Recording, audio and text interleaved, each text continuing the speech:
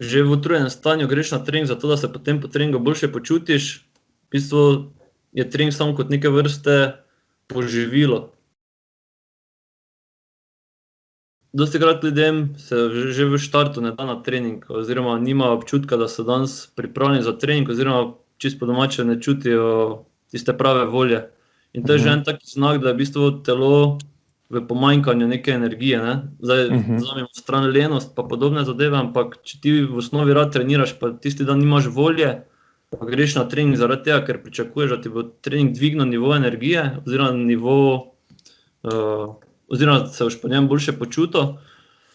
To načeloma ni nujno, da je pozitivno, ker v bistvu ti, ko že v utrujenem stanju greš na trening zato, da se potem po treningu boljše počutiš, v bistvu je trening samo kot neke vrste poživilo, ki vmes dvigne ravno hormonov in ko trening končaš, imaš pač tisti občutek zadovoljstva, malo se endorfini pa ostali hormoni dvignejo in ti imaš generalno boljše počutje, kot si imel prej.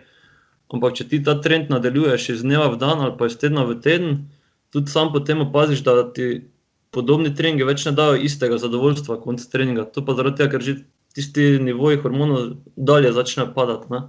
In ti v bistvu je lahko dobro počutje po treningu celo lažen efekt, da si nekaj dobrega naredil. V bistvu si se izčrpaval na naslednje nivoje, pa se tega niti nisi zavedal, ker si akutno samo gledal, da ti je po 1 uri treninga bilo dosti boljše, kot pa ti je bilo direkt pred treningom, nisi pa spremljal, kaj se dogaja s tabo potem še naslednjih 24 ur ali pa naslednjih nekaj dni, ne. In če to predolgo ponavljaš, v bistvu lahko tudi s treningom greš v neke vrste izgorelost, ki se sploh ne zavedaš, ne. In to je pri vadbah, ki stimulirajo visoko intenzivne zadeve skozi cel teden,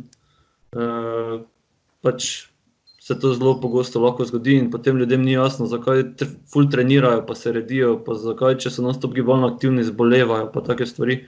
Zaradi tega, ker so že v osnovi v deficitu energije, zdaj kakorkoli to pač poimenujemo, lahko je tudi mentalne volje, moči, kakorkoli, ampak generalno odzadaj stoji energija v različnih oblikah.